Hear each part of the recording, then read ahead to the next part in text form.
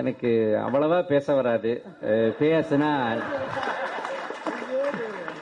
அவ்வளவா பேச வராது, பேசுனா நிறுத்த வராது. இந்த ப்ராப்ளம் தான் நமக்கு.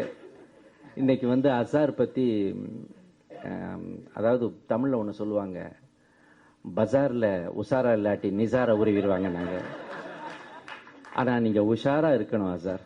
ஏன்னா இருக்கணும், இருப்பீங்க.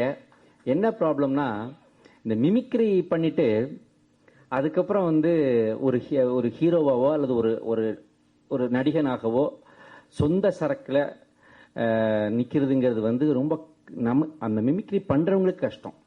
எப்படின்னா, அவங்க சீரியஸா நடிச்சா கூட இவர் வந்து இந்த இடத்துல அப்படியே கமல் மாதிரி பண்றாருப்பாங்க.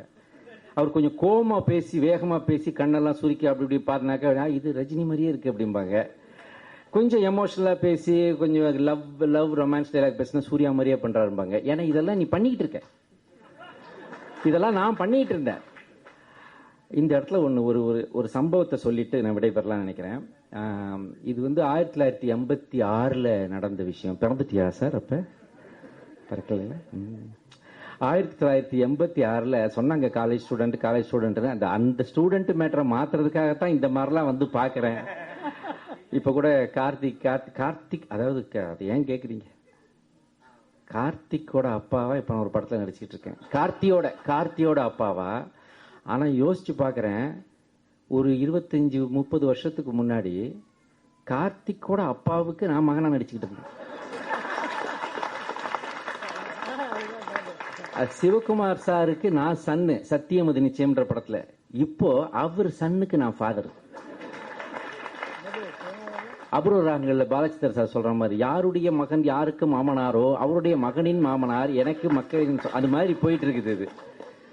ஸோ காலங்கள் கடந்து வந்திருக்கோம். இதுல வந்து நான் ஒரு 30 வருஷம் சின்ன பிளாஷ்பேக் போறேன். அப்போ வந்து வாத்தியார் ராமன் அப்படின்னு ஒரு நடிகர், அவர் வந்து தண்ணீர் படத்துல நடிச்சவர். நிறைய பேருக்கு வசன பயிற்சின்னு போட்டு வாத்தியார் ராமன் போடுவாங்க பழைய படங்கள்ல. ஆமா ஆமா, இந்த என்ன விட அதிக சர்வீஸ் போட்ட ஒருத்தர் பின்னாடி இருந்து அப்பப்ப பிட்டுகளை எடுத்து கொடுத்துக்கிட்டே இருக்காரு, நெல்லை சுந்தரராஜன். வாங்க தம்பி பிரமாதமா இருக்கும் தம்பி, வந்திருக்க தம்பி ஃபங்க்ஷனுக்கு, கண்டிப்பா வந்திருக்க தம்பி. கரெக்டா தம்பி? கல இருக்கிற தம்பி வந்திருக்க தம்பி, கண்டிப்பா வந்திருக்க தம்பி.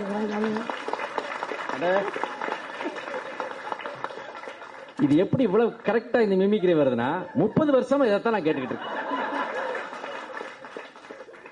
ஆனா முதல்ல என்ன ஃபாரின் கூட்டு போனது நெல்லை சுந்தரராஜன் சார். அதை என்னால மறக்க முடியாது. தம்பி கலன்னு இருக்கணும் தம்பி ஸ்டேஜ்லன்னு சொல்லிட்டு இவரு காணாம போயிட்டார். நாங்க ஒரு வழியா போயிட்டு வந்தாரு, அண்ணன் வந்தாரு. பட் ஸ்டேஜ் பக்கமெல்லாம் வரமாட்டாரு, கூட்டு போவாரு, கூட்டு வருவாரு. 30 வருஷத்துக்கு முன்னாடி போலாமே. அது என்னன்னா, வாத்தியார் ராமனுடைய பொண்ணு கல்யாணம். அந்த கல்யாணத்துல நான் சினிமாவுக்கு வர்றதுக்கு முன்னாடியா சார், நான் வந்து சும்மா ஒரு ஹியூமர் கிளப்ல அப்பப்ப மக்களை என்டர்டெயின் பண்றேன், செக்ரட்டரியில வேலை பார்த்துக்கிட்டு இருக்கேன், அவ்வளவுதான் வச்சேன்.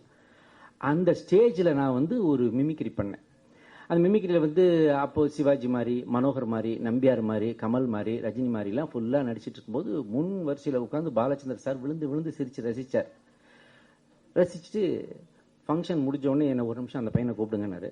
போன உடனே எனக்கு ஒரு சத்தியம் பண்ணி தரியா அப்படின்னாரு.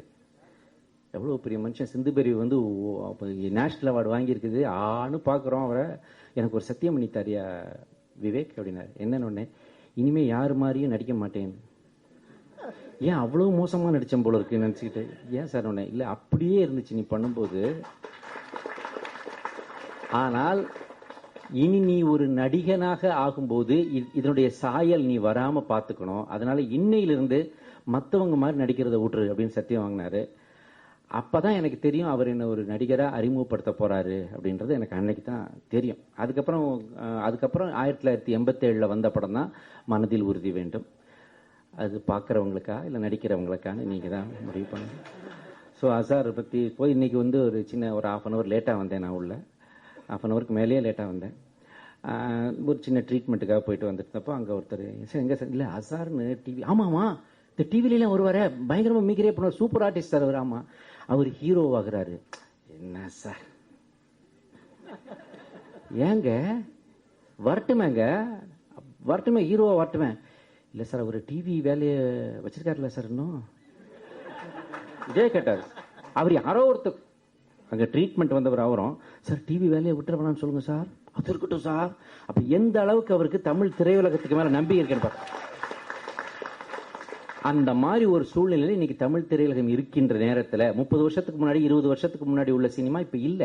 இப்ப வேற மாதிரி செட்டப்ல முந்தில ஒரு சினிமா எடுத்தா கண்டிப்பா அது திரைக்கு வரும், கண்டிப்பா அதை மக்கள் திரையில் பார்ப்பார்கள், கண்டிப்பாக பார்த்து படம் உண்மையிலேயே ஒருத்தருந்துச்சுன்னா ஓடும். அன்னைக்கிளி வந்து ஒரு வாரம் 15 நாள் பிக்கப் கிடையாது. இப்ப அன்னைக்கிளி வந்திருந்ததுன்னா வெள்ளி சனி ஞாயிறு தான் தமிழ் சினிமாவின் தலையெழுத்து. 3 நாள்ல ஊத்தி மூடிட்டு போய்கிட்டே இருக்காங்க. அந்த வெள்ளி சனி ஞாயிறுல அந்த படம் பிக்கப் ஆனாதான் அதுக்கு லைஃப் எக்ஸ்டென்ஷன், இல்லாட்டி அது தூக்கி ஓரம் கட்டிட்டு அடுத்தது தூக்கி போட்டுறாங்க. இதுதான் இன்னைக்கு உள்ள தமிழ் சினிமாவின் நிலை.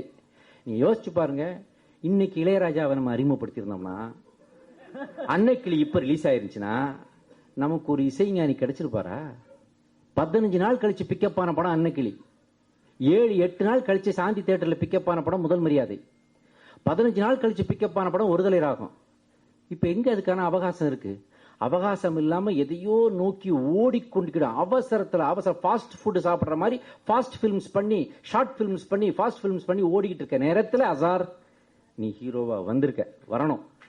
ஆனால் அதையும் மீறி ஒரு நம்பிக்கை, ஒரு தில்லு, ஒரு கெத்து, அதுல போராடுற பத்தியா, அதை நான் பாராட்டுறேன்.